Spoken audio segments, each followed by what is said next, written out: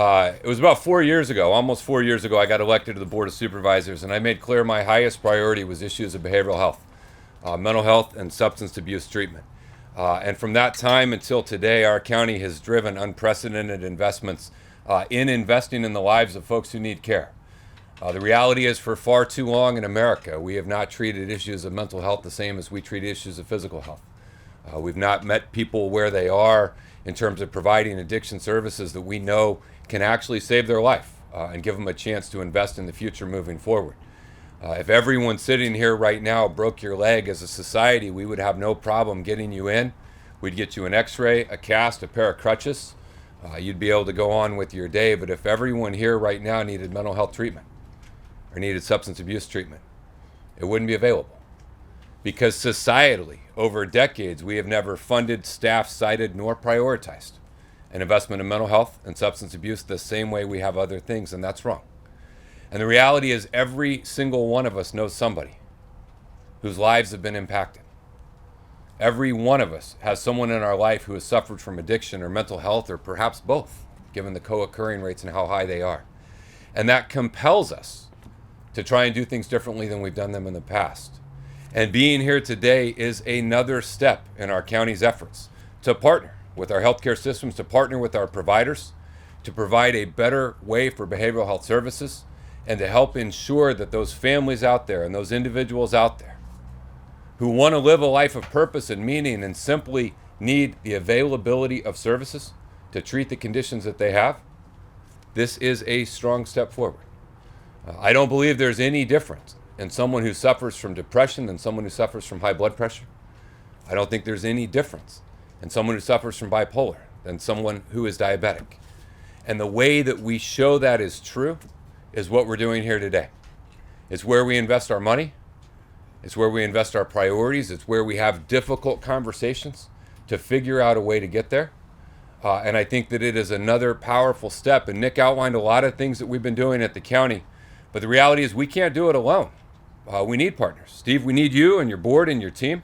And we're grateful that we're here today. And we are grateful that we are moving forward. Breaking ground on this new 16-bed inpatient facility, again, helps provide that foundation we need.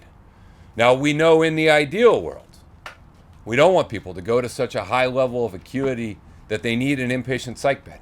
And so we will continue to work on crisis stabilization units. We were out with the mayor launching one of those right here in Oceanside. Our mobile crisis response team, our community care, our care coordination, all of those efforts are designed, but we need this foundation, and we need it in this part of North County. And so today we take a really positive step forward, and it was a long road to get here. But none of that matters. We're here. We're breaking ground. We're moving forward. And I want to echo something else Nick said. I want to say a special thank you to all the workers who do the work in these facilities. This is difficult work. It's hard work. You got to have a tremendous heart. You've got to have great compassion. You have to be well trained and have good skill. You have to have exceeding patience.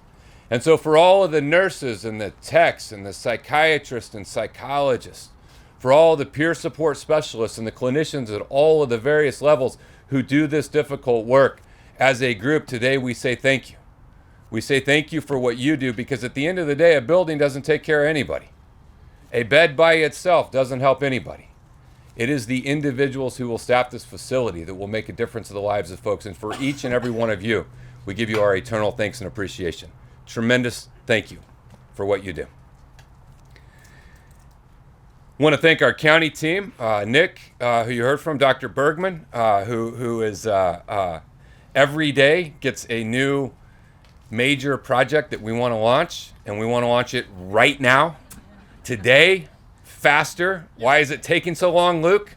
But I really appreciate Luke Bergman, and to our CAO, Helen Robbins-Myers, who has really shepherded through and helped us skillfully guide this significant transition as a board, where we are investing in things we haven't done before, and we're doing it in ways we haven't done before, and we're doing it in a fiscally responsible way. And so again, my eternal gratitude and appreciation to everyone here, the Tri-City team, your board of management. Good to see Rocky there, fellow Marine, and Dr. Ma and everyone who's been a part of it.